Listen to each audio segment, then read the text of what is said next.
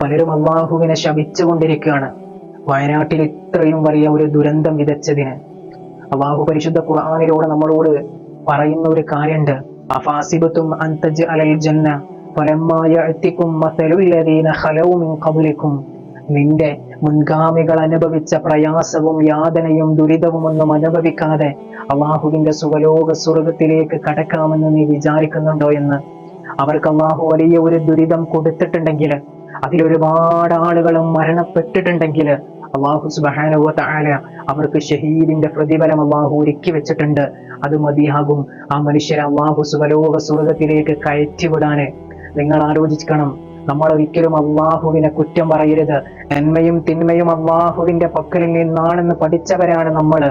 അള്ളാഹു ഇത്രയും വലിയ സൗഭാഗ്യം നമുക്ക് നൽകുമ്പോ അള്ളാഹു ചില പരീക്ഷണങ്ങൾ മുമ്പോട്ട് വെക്കും. അത് സഹിക്കാനുള്ള പാകത നമ്മൾ